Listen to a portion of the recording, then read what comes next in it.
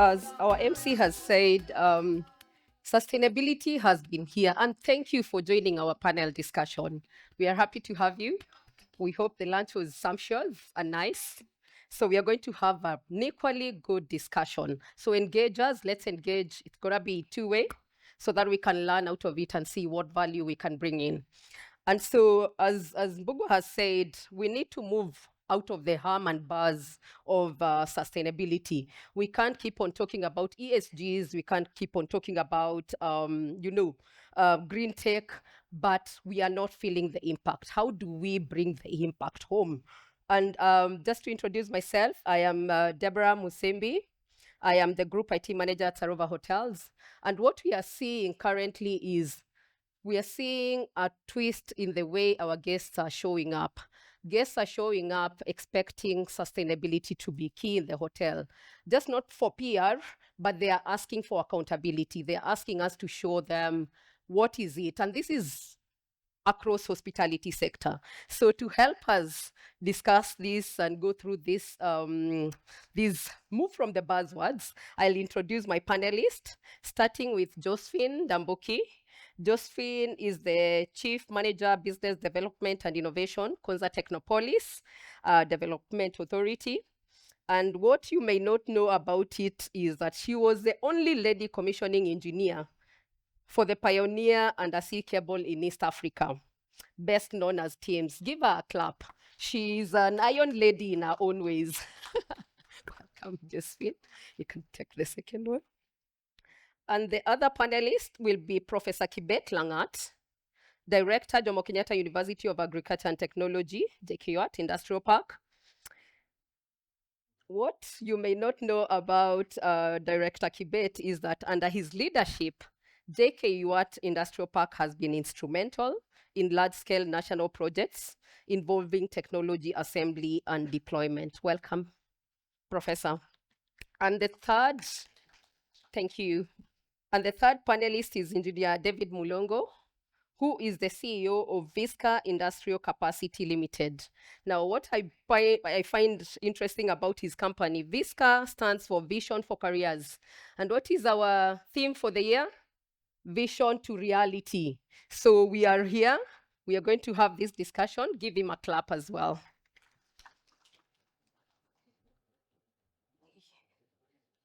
So to start us off, welcome. And you're good. So the first, what I want us to start on is, what are those specific technologies? We dive in straight into, sustainability and technologies that are supporting sustainability. So what are the specific climate change or innovations are you most excited about in your various spaces of work? And I start with you, Josephine. Thank you very much. Okay, thank you very much for that question. So I'll speak in the context of developing a smart city. And for us at Konza Technopolis, what is quite exciting is a challenge of developing a smart city with a green building at city scale level, which means all buildings in the city that we are developing will be green building certified. Now that comes with a host of regulations, but most importantly, improves the quality of life and also saves on energy and many other parameters when it comes to green tech. Thank you. Thank you, Josephine. To you, Professor. Yes. What technologies are you developing, incubating at JKUAT? And you're excited about? Thank you. As you rightly put, I'm the MD JKUAT Industrial Park. It's a company owned by the university, which does several projects, specifically on ICT, device manufacturing and assembly. And part of, especially when it aligns with today's topic on climate change, is on making these devices or designing these devices for reduction of waste, especially handling the e-waste that emanates from that. So during our production, we ensure that we have especially modular design of devices which reduce on how we can maintain those devices later. They can be modified with ease and also reduce on e-waste that emanates from that device. So, but particularly from the university, there are many innovations that come up, and also there are several incubated projects which are there, specifically in ICT. There are quite a number. I'll enumerate later. But there is particularly one which we are trying to develop, especially that will be key in terms of supply chain logistics in agriculture, which will be very key in food production. Okay. Yeah. Amazing. And just allow me to introduce one of our panelists, that we didn't introduce as we started. Sorry for that. And this is Boniface Mbede. You're in the room. Come on board. Sorry for that. So the fact that I know about Boniface Mbede, he was recognized as the 35 under 30, 35, top 35 under 35. Yes. So he's a voice in climate change as well. So we are just talking about what technologies you're most excited about, and now we go to Mr. Mulongo, engineer. Hi, everyone. It's a pleasure to be here. Happy to share the stage with my co-panelists that I happen to have interacted with before in other spheres of life. For us, I'll talk about two things. One is, as you rightly mentioned, BISCA has a long-standing history of building careers, especially of young engineers from universities and Kenyan polytechnics. And right now we are running an AI and machine learning program, different cohorts. And at the end of each class, we give our students a project to develop. What excites me about the current cohort is that we gave them a challenge to come up with an AI model that actually can be used for categorization of e-waste. E-waste, as we know, is a big kind of menace in as far as climate change is concerned. So we thought, why can't you guys come up with a model that can categorize different e-wastes to be processed to the next level as the e-waste comes to end of life? So that's quite exciting for us because we really can't wait to see the results. Beyond that, maybe at this stage, I also need to mention that we are just finalizing on a report of a study that we've been carrying out for the last 3 months, a study that was funded by the UK International through the UK Digital Access Program. And the study is about doing a baseline study to determine where we as a country, in as far as coming up or establishing policies and regulation in the ICT space that are actually climate friendly. And out of that, we make recommendations. So the study, of course, has taken us around collecting data from key stakeholders, the academia, the private sector, the government, the donor community, and also doing a desktop study of the existing ICT policies in Kenya or ICT documents, and just being able to figure out what are they specific about climate change, okay?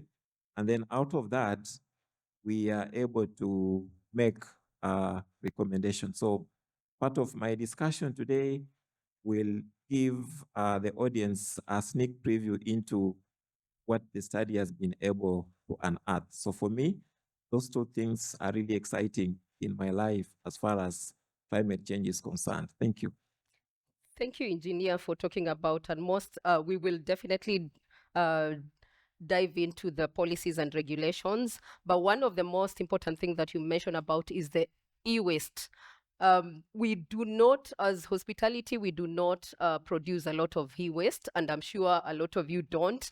However, there is a regulation that we have to partner with e-waste disposal units for us to dispose of that unit, that waste well. So that is a very important thing. We will come back to you later on that. Mr. Mbidi, just introduction. What is that technology and innovation that you're most interested?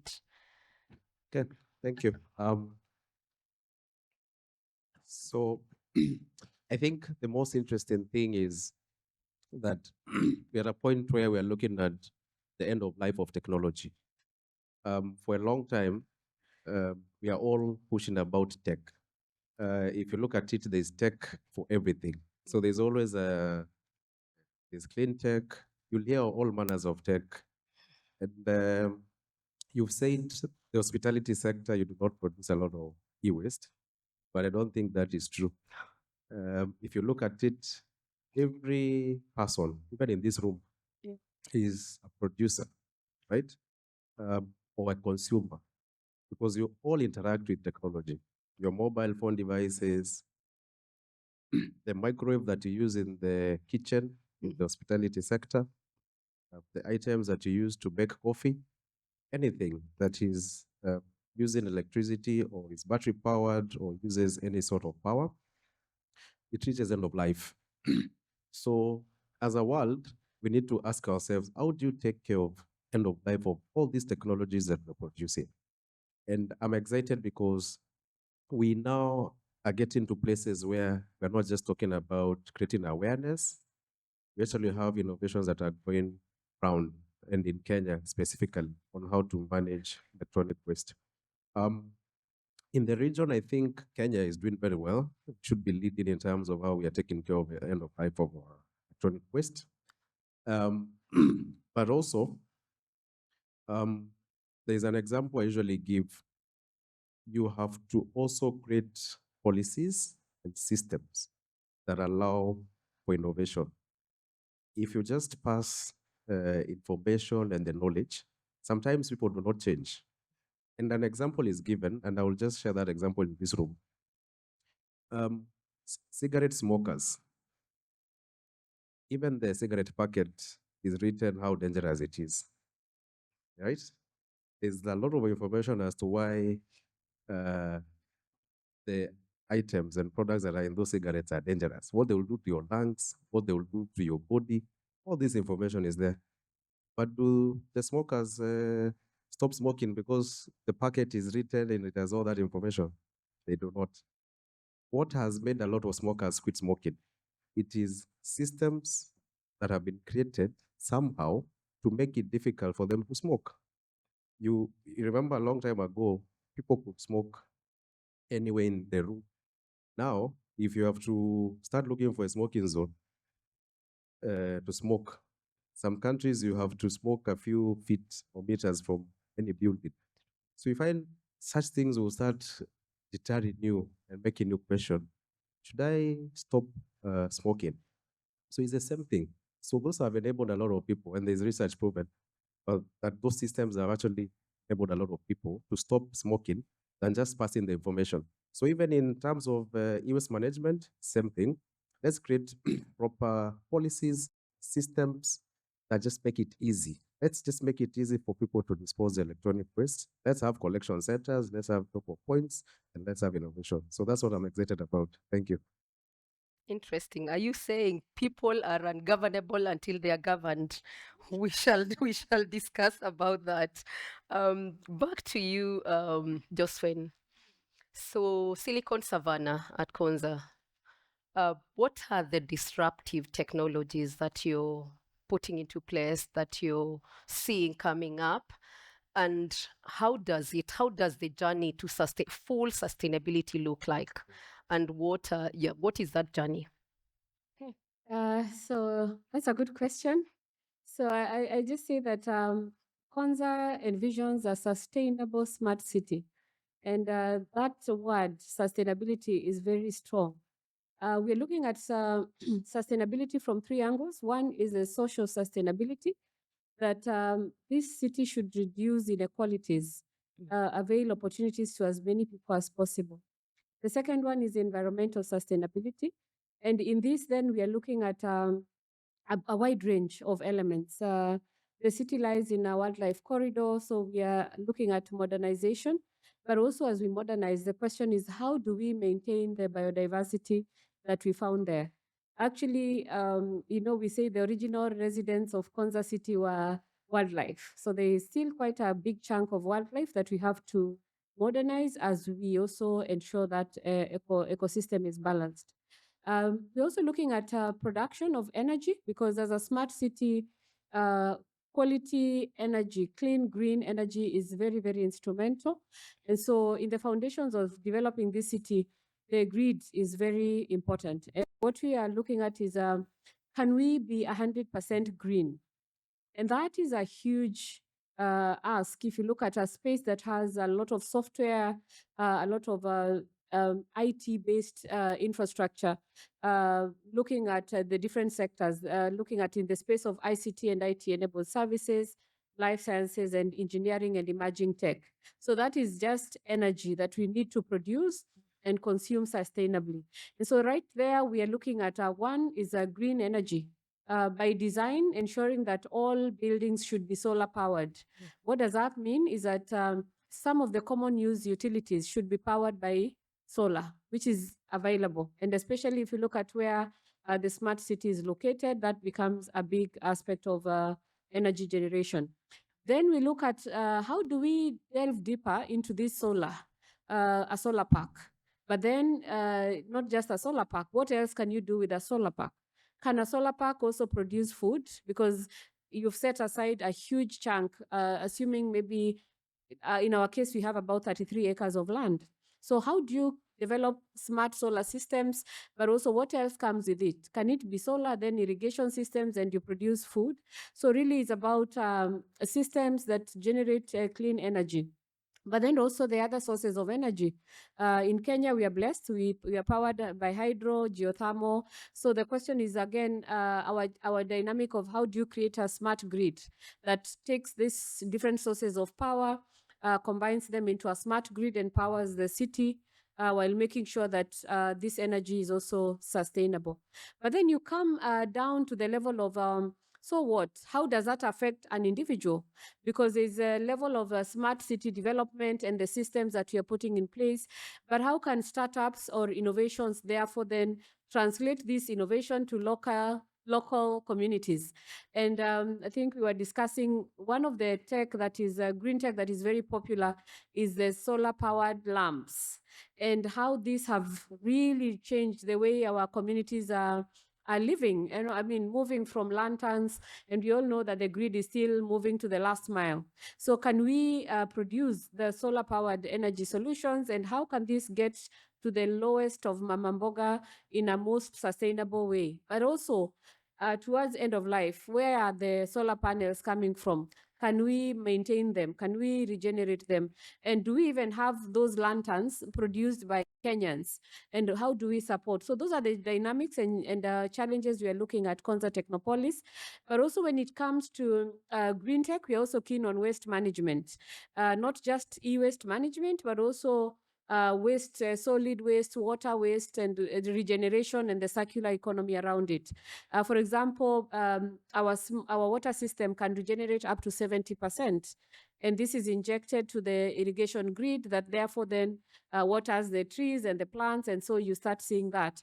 And when it comes to the human waste, we have the first vacuum-based system for waste management, which means waste is separated at source with a vacuum system that moves to the waste collection center and then separates for the circular economy to take place. Now, as we look at this, then the other layers, technology, you put sensors.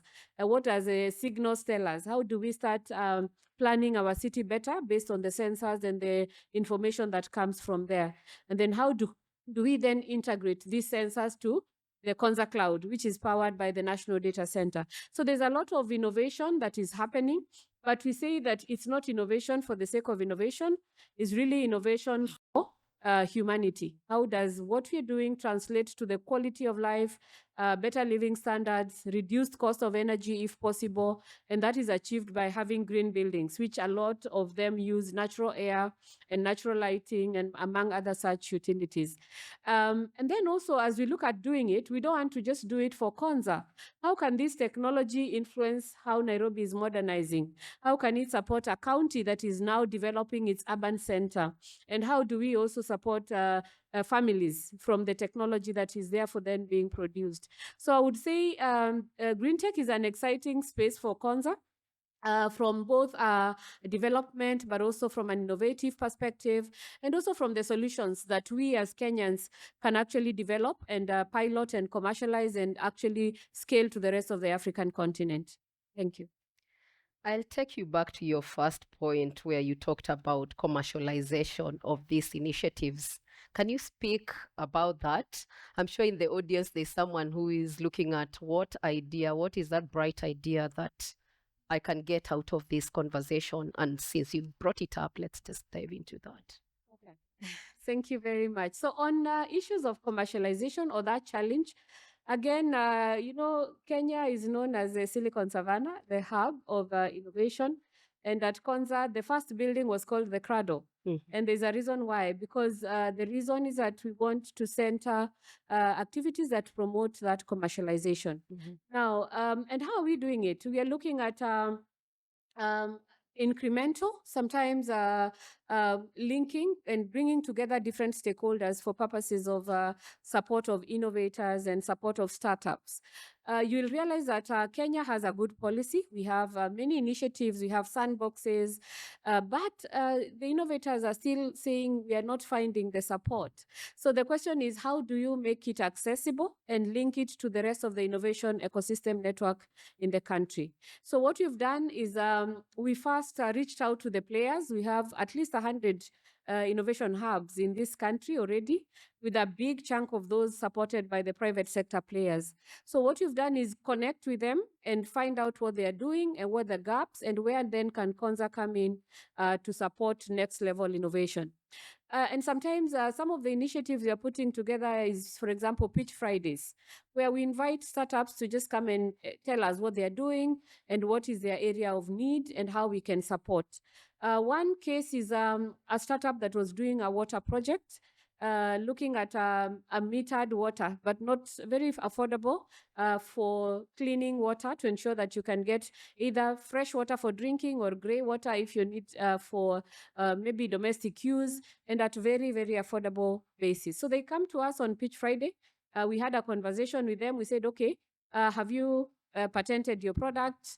Said yes. My challenge is to raise capital to commercialize.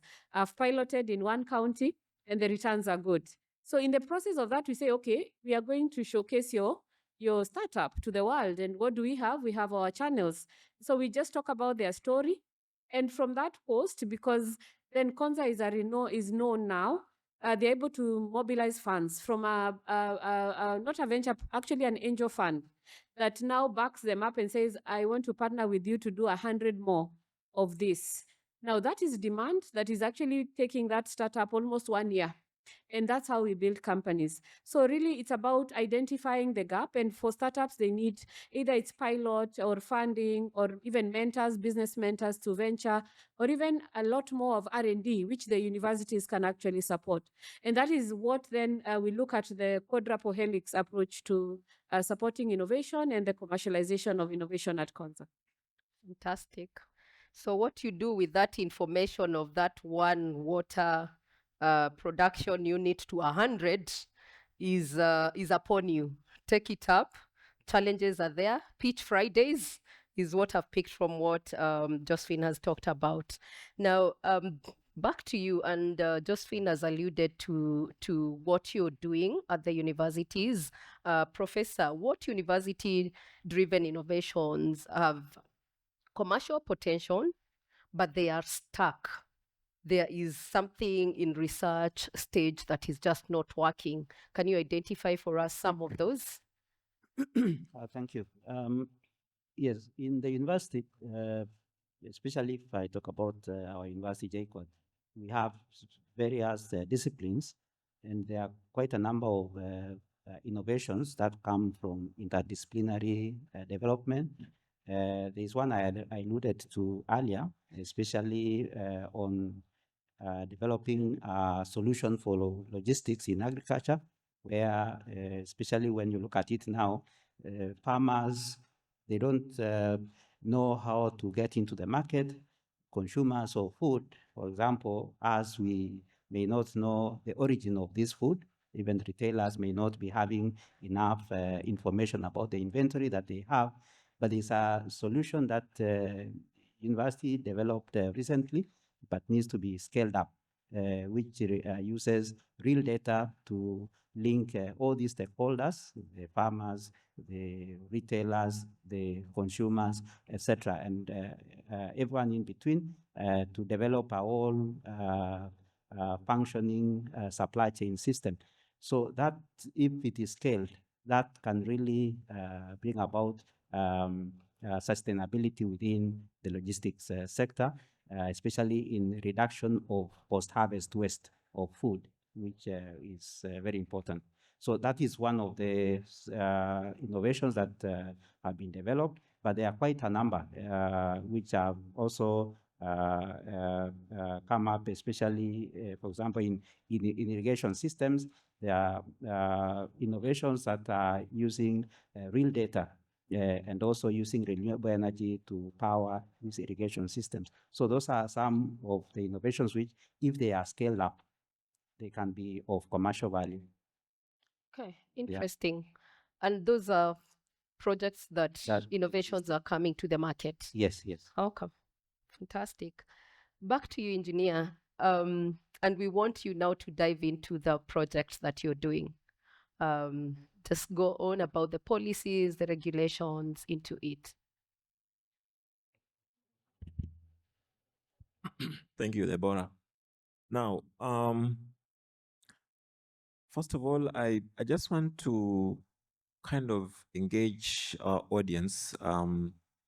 If you have the courage, maybe by just a show of hands, how many of us are familiar with any climate safe policies and regulations in Kenya or even in the countries they come from? How many of us, by a show of hands? Perfect. That really speaks to a very insightful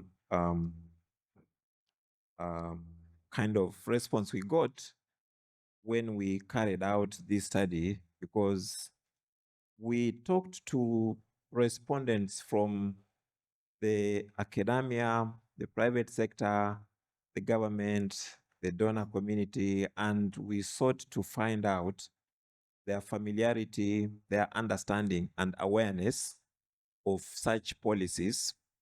And the response is that less than 40% are aware of such policies. Okay. And of course, assuming that what we've also seen here is anything to go by, it really confirms. So we are starting from a position where we need to disseminate knowledge, first of all, about what we are talking about. And I think for a long time, the issue of climate change appears to be a bit abstract, and how it affects us, how we are causing it. But just maybe as you leave this place today, just look at the entire value chain of the devices and the services that you have. If we focus on ICT, look at the entire value chain of the devices you have and the services you get from the devices. So if you have a phone, then picture out how that phone, first of all, the material that is used on that phone, the manufacturing process, and then picture out the usage now that let's say a mobile service operator like Safaricom or Airtel has to put up a tower They have to use material, they have to use energy, right? They have to maintain that service. And they have to maintain it by either using generators or even solar or another source of energy. Now, all that, in a way, could be contributing to matters climate change and ICT. So we are all involved, and therefore we have a responsibility. But having talked about that, let me then go into the issue of policies and regulation. So just again, by a way of creating awareness for the audience here, is that in Kenya, there was a climate act that was enacted in 2016. And then we've had the National Climate Change Action Plan. I think we are in the third series. We should almost be in the third series, okay? And those documents or those policies are meant to address matters of climate change. But let's now move closer to ICT, where this study was all about. We took time to go through all the existing ICT documents in Kenya, the ones that are defining the direction ICT is going to take in this country. And I'm sure even in other African countries, you have similar documents, talk about the national ICT policy, talk about the digital economy blueprint. We have the digital master plan 2022-2032, and many other policies or documents, just to understand to what extent are they really addressing matters climate change. And uh, shockingly, we have a lot to do.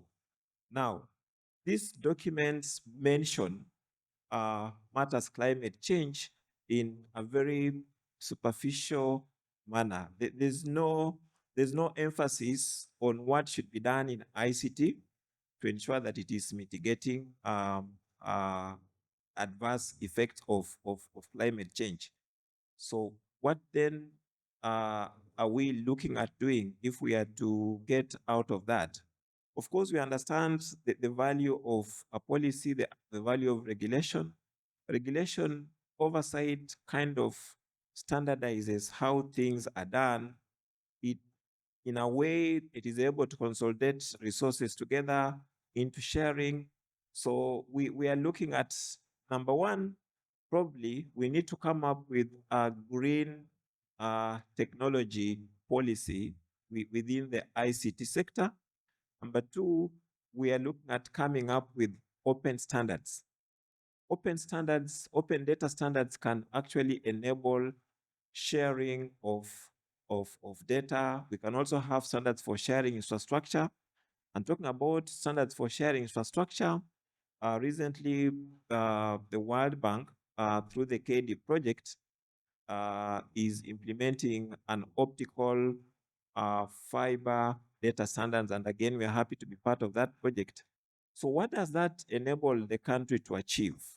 When you have standards, first of all, they introduce sharing of infrastructure and services. Two, you have a repository of data that can be accessed by anybody in making decisions.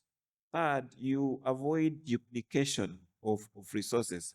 And remember, each time each operator is coming up with this network's infrastructure, they are spending energy, right? They are spending resources. And those resources are actually contributing to climate change in a way.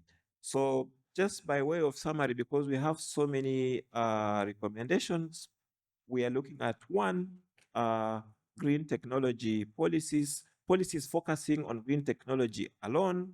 We are looking at developing standards that allow infrastructure sharing and sharing of data, because all these in a way contribute to climate change through the excess consumption of resources. Thank you. Thank you, Engineer. I like the fact that you're bringing in the issue about intelligence sharing and just being able to use this data for the better good.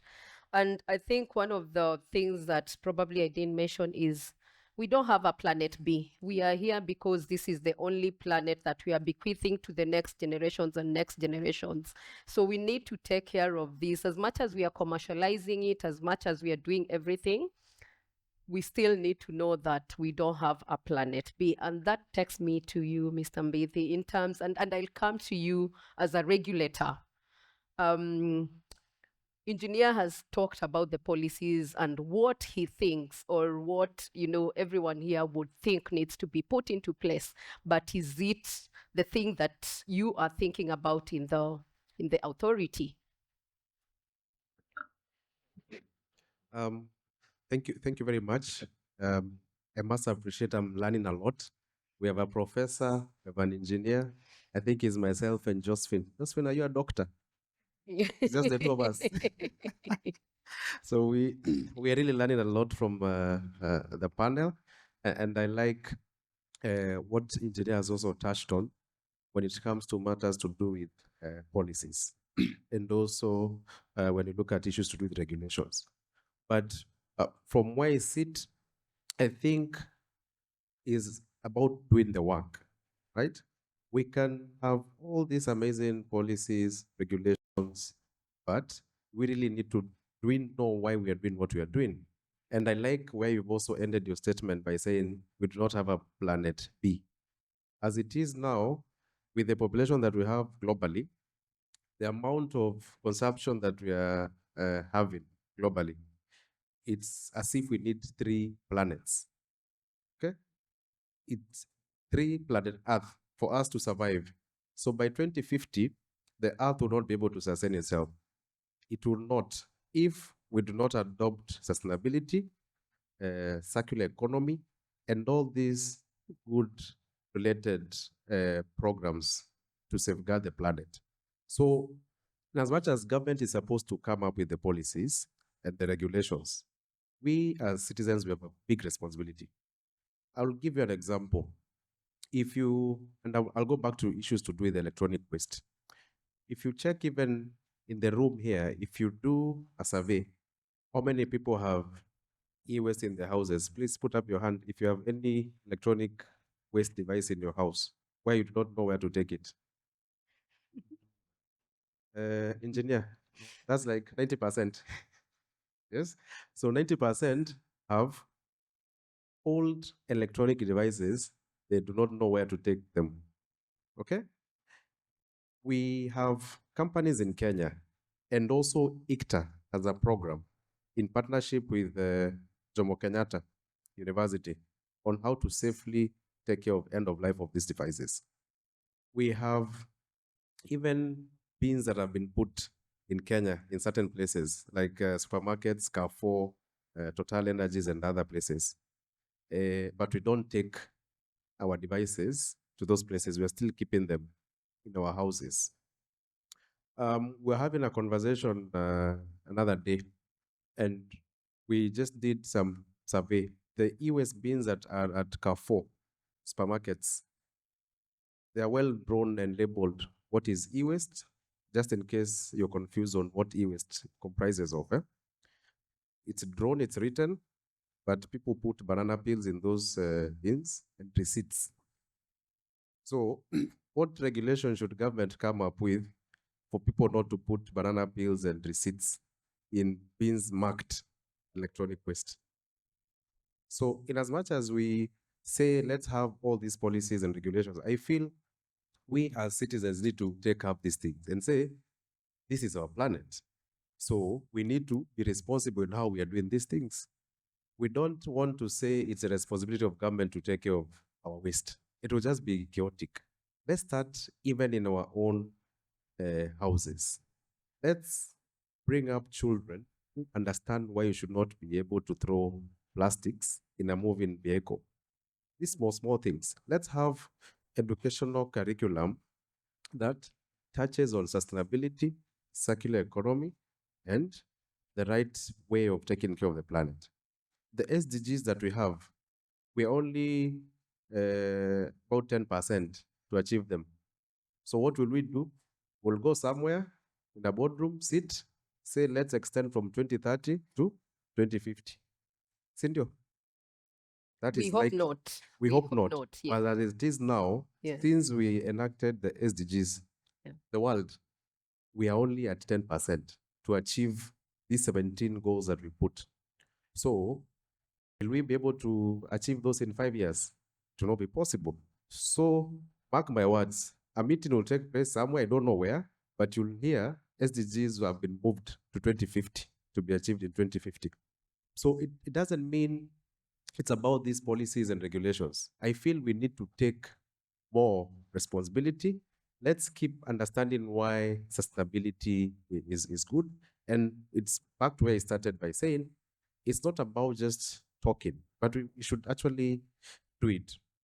We have a certain law in Kenya, I think it's called Slaughterhouse Act of 1973.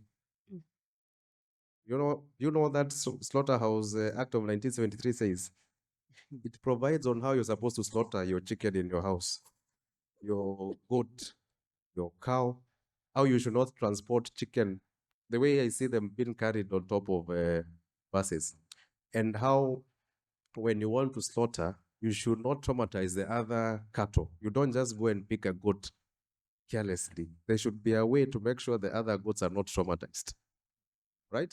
So when we are saying let government come up with policies and regulations, we'll come up with all manner of these policies and regulations. It's upon the citizens to take it up and make sure that they do the right thing. Thank you. I'll challenge you on that. I'll challenge you on that. You mentioned the cigarette smoking in the city, and you said currently to smoke you have to look for a specific place. So I think changing one mind at a time is right, the way you said, but I think then, are we taking the sustainability issue as seriously as we should? Is it coming from the authorities as serious as it should be? And if that is not the case, then what do we need to do as the people seated in this room, as the people in leadership? Then what do we need to do to make sure that it's taken seriously? And so this takes me back to you, Josephine. How can African governments support scaling of climate change beyond donor-funded pilots? Okay, thank you very much. So, if we are to really just support startups, we must also start to own them and to support them.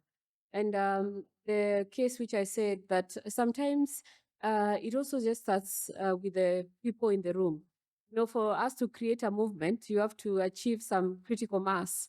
And we many times are not moving, perhaps due to lack of organization, in a way that maybe as a professional you want to support but you don't know how, and perhaps you're not also able to mobilize enough resources as an individual to be able to support.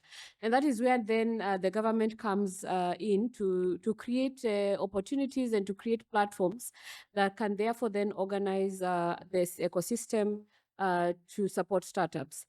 I like to say that Kenya is one of the countries that has a good number of professionals.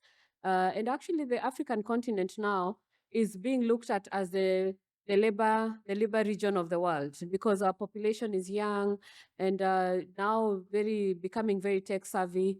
If you looked at the recent statistics on number of hours spent online, the top 5 was in Africa. The question is, what are our young people doing online? And even as we look then at that shift where Africa population is becoming the global workforce population, then we must reorganize and organize ourselves in a way that allows us not only to become laborers of the global place, but also to become innovators that are transforming the world economies. Now, how is that going to happen? The world or the government will bring in infrastructure, which is very hard to put in place, and that is why you can see our ministry, the Ministry of ICT, really pushing the digital superhighway, because we say connect and the work will come. You need to avail this connectivity. We need to avail the digital hubs, because that is where now maybe the first 3 months, people are excited and they go online and they do Facebook and TikTok. But then that phase comes to an end and you start asking yourself, surely I cannot be spending all these hours. Then innovation kicks in. And as this innovation kicks in, then we create a format that now seeks to identify and plug in to support. So where are we now as a government? I would say the current project for the 100,000 kilometers of fiber is quite important because it is aimed to provide connectivity to the last mile. Then coupled with that, we have the digital hubs.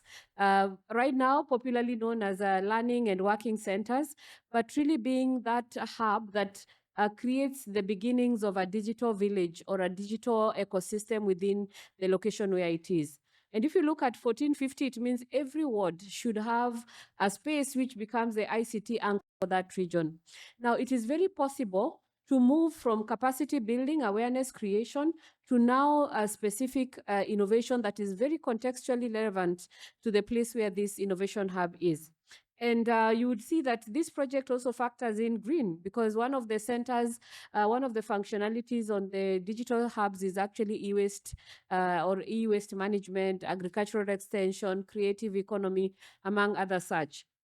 And so as these facilities are deployed, then the pipeline of how do you move from the village innovation hub to a place like Konza.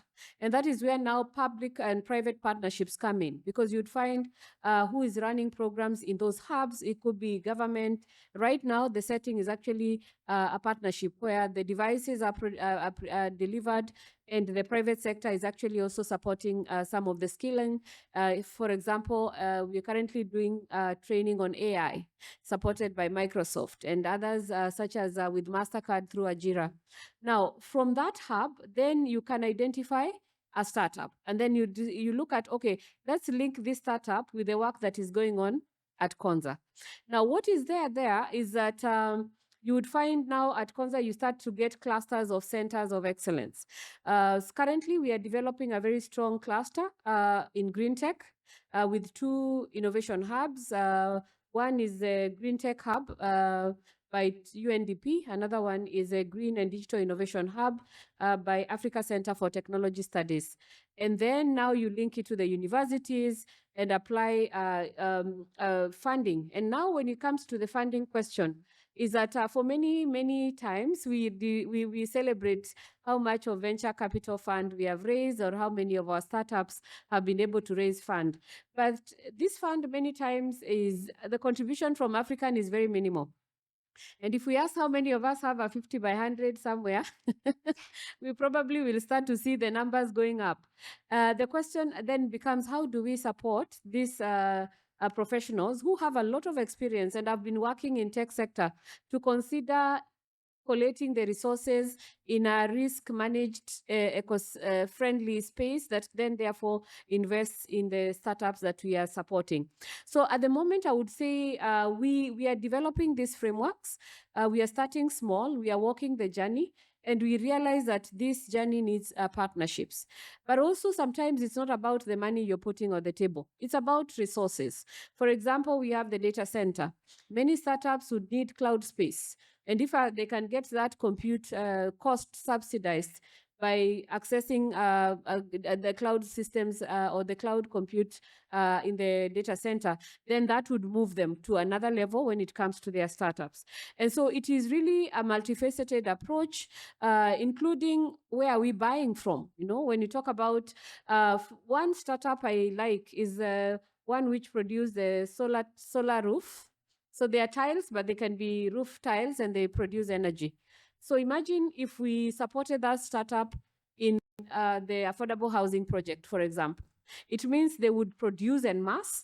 They would probably iterate their products and develop a better version of that tile. And they could actually then domesticate it in such that as I build my house, I can consider that solution as my roof. And that there is a startup that could become a game changer in the African continent. So I would say that as Kenyans, we have an opportunity this opportunity comes in different dimensions. You could mentor a startup. At Konza, we are connecting startups with mentors in the lines of their engagement, because some of them just need that strategic leadership and strategic support. We are also partnering with the startups to go to market, because we look at the product, we realize, okay, we are only missing a trusted backed organization to take you to the market, then you start producing. And so in that, you realize that from very small initiatives or very small startups, you are now starting to create SMEs, which in turn become major or corporates that are now scaling to provide services to many, many Kenyans, both in Kenya and actually in the rest of the African continent. My conclusion is that we all have a role to play. The government has a bigger role of infrastructure, policy, and foundational support, but also we could do our part. As professionals, I think the biggest challenge is to find ways to connect in a way that allows us to mentor, but also to invest our resources in startups, so that as we grow, we are also creating a pipeline that is supported by homegrown professionals. And we have that capacity, and I would say for anyone seeking to mentor, see how they can play a part in the startup, you're welcome to contact us, and we'll be able to see how to plug you in. Thank you. Awesome. And now I throw it back to you in the room. I need just three people to tell me. Josephine said the talent, the green talent pipeline or the green sustainability pipeline. How does it look to you? What would you like to see as the pipeline to get to sustainability in the country or in Africa? Any three people? I need a roaming mic, please. If you don't volunteer, I'll pick. Awesome. Can I have a roaming mic, please? Yes, yeah.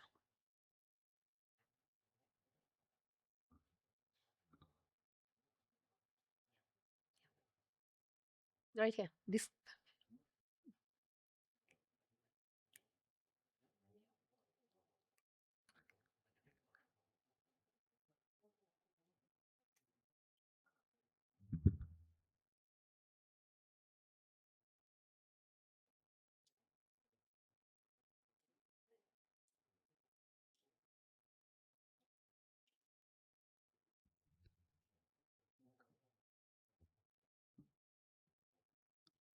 Thank you. My name is Catherine Masolia. So I think if we're going to talk about being green and sustainability, well, the first thing I'd want to see is less of the apps. We don't need another app. When we think about if you're doing something that's going to support farmers and we all decide to create apps, how can we now start creating solutions that are actually tailored to our market? So for me, that would be the first thing. Secondly, it's already been mentioned, but to emphasize more collaboration between what government is doing, what the innovation hubs are doing, what private sector is doing, so that we don't seem to be sort of duplicating the same thing. So what you'll often find is one is running a program that is supposed to get startups investor ready. There's multiple of those programs. We have the same entrepreneurs moving from one program to the next. Like, we need to find a way to just stop that from happening and just collate our efforts, and more collaboration also with the universities. So if we can create a system where the research institutions are involved, government is involved, private sector is involved, I think if we did that, it would be a game changer rather than the uncoordinated efforts being done everywhere by different stakeholders. Thank you. Thank you very much for your contribution. Anyone who is in the room and is not Kenyan and wants to give us an experience in their own space? Our Africa collaborators in the room. Anyone? Mr. Laku want to say something?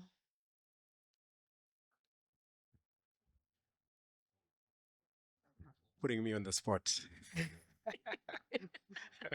Yes. I'm happy that Konza is working with startups. I think my contribution here would be just more collaboration. She's mentioned it, which is great, between academia, government, and the smart city centers. But most importantly, I think what startups need is, besides policy, the resources. Say, for example, your cloud services at Konza, right? If I was a startup, do you have a discounted package for startups, right? So that's really great.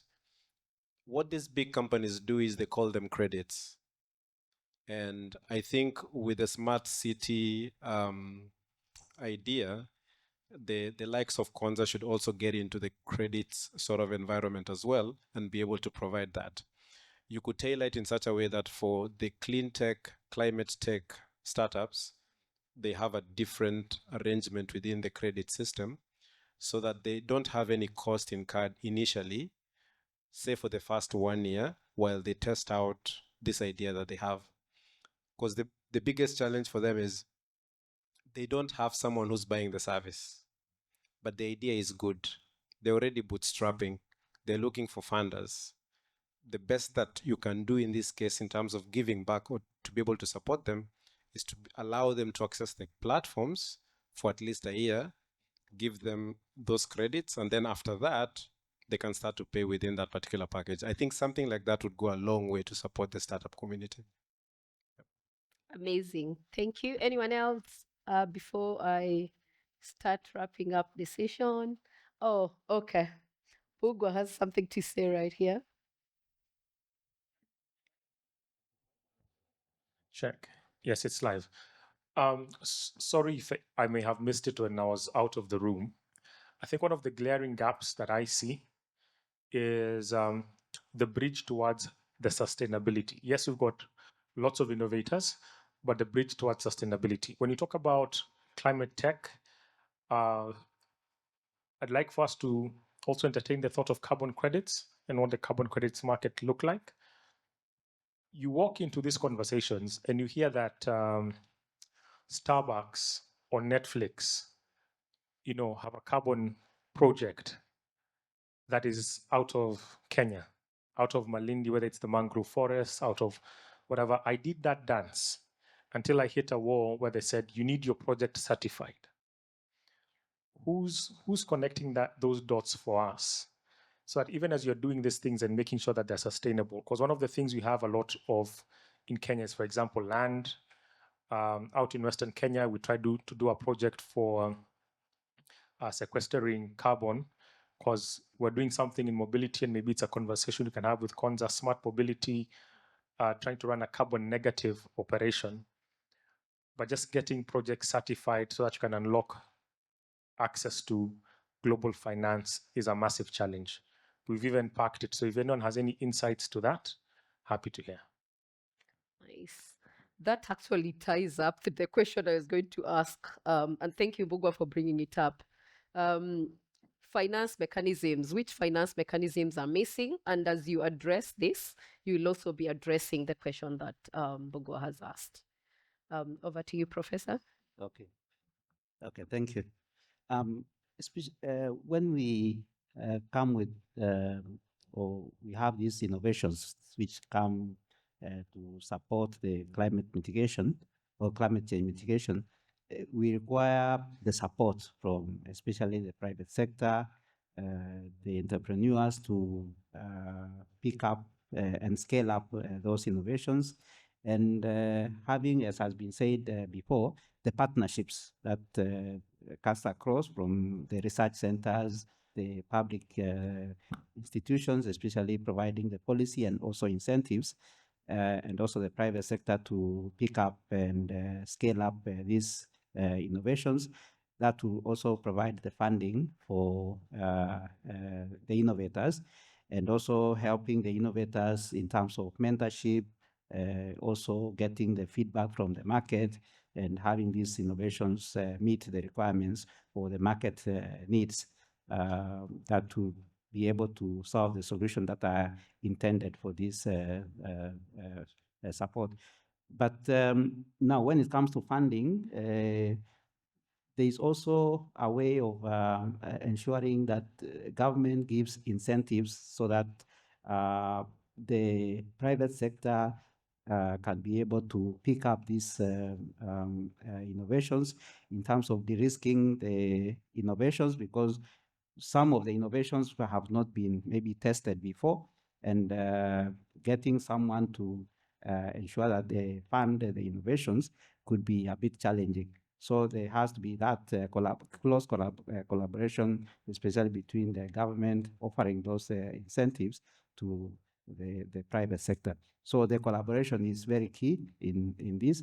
And also, if there is also joint development of these innovations from the beginning, so that the innovators are linked to the entrepreneurs who are going to pick up these innovations, that will be very key. And also, it can also help in terms of even sharing the the IPs, the intellectual properties for these innovations, which will also be very key in terms of showing the revenue sharing from these innovations. I think that will be able to enable that this is funded properly. Allow me to put you on the spot. Is Yeah. JKUAT funded enough to churn out good talent to push the sustainability goal in the country and elsewhere? Yeah, thank you for that. Not really. JKUAT, we are, and not just JKUAT, but also all the other public universities. Private universities may be slightly different, but public universities technically depend on mostly capitation and also some fees that get from government. And part of this is going towards research and development, and especially developing market-oriented research. But there is right now collaborations with um, uh, uh, entities outside or market or private sector to develop some of the commercially viable technologies. But when it comes to direct funding, is not enough to churn out some of the innovations that are required. Interesting. So that is a discussion we need to have behind the tent. Yeah, yeah. Thank you. Engineer, just taking it up as we wrap up, innovations, which technologies do you think will, get us to where we need to be? What innovations? Thanks, Deborah. So maybe I'll start by looking at the type of digital infrastructure that is actually required to support climate, tech climate or climate change, friendly policies and regulations. And across those digital infrastructures, then we can figure out the type of innovations required. Starting by looking at, we require connectivity, because then connectivity is able to enable smart agriculture, smart health, smart education. Okay, so we require connectivity infrastructure. But then again, you realize that the infrastructure themselves can also be an impediment. They also contribute. ICT infrastructure contributes. It's both a contributor of adverse effects in climate change and also kind of a solution provider.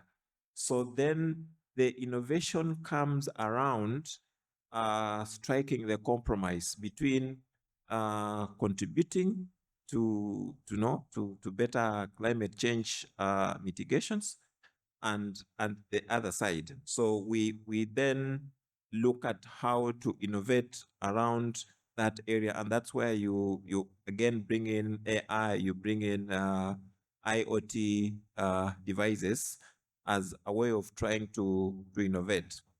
And then the other type of digital infrastructure that is required is cloud computing.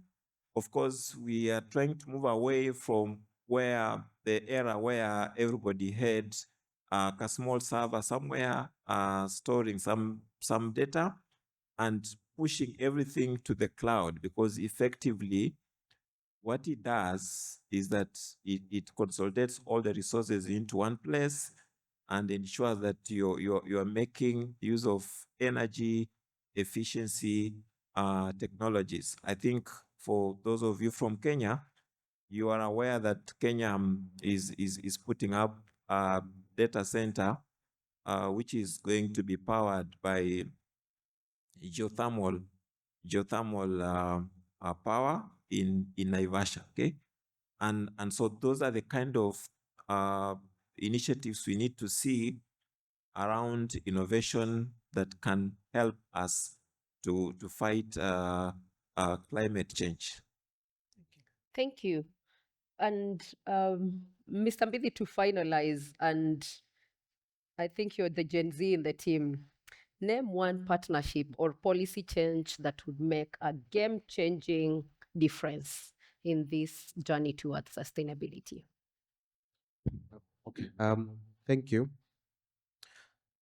So that's an interesting question. I'm looking at it from an aspect of funding, because my colleagues have spoken about the innovations. I like the idea on the credits. It's something that a lot of the big companies like AWS and others are able to give startups, which goes a long way. Because sometimes you find even the ignorance is not just the policy, sometimes it's not even the funding, it's also the technical assistance. So there are all these moving parts, right? But when we're having this conversation, I was just thinking, we also need to be very intentional on how we are going to support these startups, yeah? And if we don't have, and it goes back to what Catherine mentioned about collaboration, and he also alluded to the same, we don't have a sort of database or registry where we can understand what are some of these amazing innovations that need to be supported. I have been in the startup world, and it's really hard to build a startup. It's really hard to get funding, especially in Kenya. And especially if you don't have a co-founder from, yes, I'm trying to choose my my words very carefully. Politically correct. So that has been a problem. So I think we need to think of how to fund our own startups locally in Kenya. We don't have to always wait for money from outside. Okay? When you have local systems at work on how to build these startups, and why are we even building these startups? We should build startups that are also solving our own problems, right? And also some that are futuristic, so that we also move with times. For example, I have seen there's a lot of money that is being given to green hydrogen globally. There's money that is being given to sustainable aviation fuel. Now, I think we probably have very few startups in Kenya that are thinking in those spaces. And if they're there, are we even supporting them to be competitive in the next few years, for them to build solutions that solve Kenya problems and also African-based problems? We have 40%, I think less than 40%, maybe 30% of all the startup funding in Africa, it came to Kenya in 2024. Kenya took about 30%, okay, of which I think is about 638 or 640 billion dollars. It came to startups in Kenya. But how is that structure organized? So if we can have a way of organizing this and having that collaboration, my last example, the Biden administration gave, I think it was $74 billion for a program called GCF, Green Climate Fund. Unfortunately, the other administration has thrown it out. But that is an administration that was very intentional. They knew, and that is money that was only funding US-owned startups. So they could see. So this is money would go to the sustainable aviation fuel, green hydrogen, all these other innovations that are pushing towards sustainability. So for us to support our startups, I think that collaboration between the private sector, government, academia, we have to be very intentional about it. So if we can find a way of just having that done and coming up with a way to make sure that we understand the problems that we want to solve, and I don't see why government cannot find ways of making sure there is funding that is available to support startups. It's just about putting our house together. If you look at even various government agencies, there are a lot of them that give money, support either startups, some will say SMEs. It's just the name changes, but it's the same thing. But if we're able to organize all these things, I think that's the only way we'll be able to make progress in the right direction. Thank you. Amazing. Thank you. Thank you, everyone, for the very insightful and dynamic session. I think what we are picking from this is, one, do we trust our own startups to give us the best of the products? If we trust them, do we support them enough to scale up enough to give us the products that we are sourcing elsewhere? And then the third one is, are we providing enough visibility for these startups, whether sustainability in the line of sustainability or elsewhere? Are we giving them enough visibility for them to grow? But that said, we have a lot to do in terms of sustainability, as you can hear, in terms of green tech and e-waste disposal. There's a lot of opportunity for us. And for us to be able to work on that, on this planet that we are on, then it is a collaborative effort for all of us. It's a call to action for all of us to, move the needle in the little space that you're in. And let's see how we can, build up that big thing that we want to see for our planet. Thank you very much. Thank you, my panelists. This was a good one. Asanteni sana.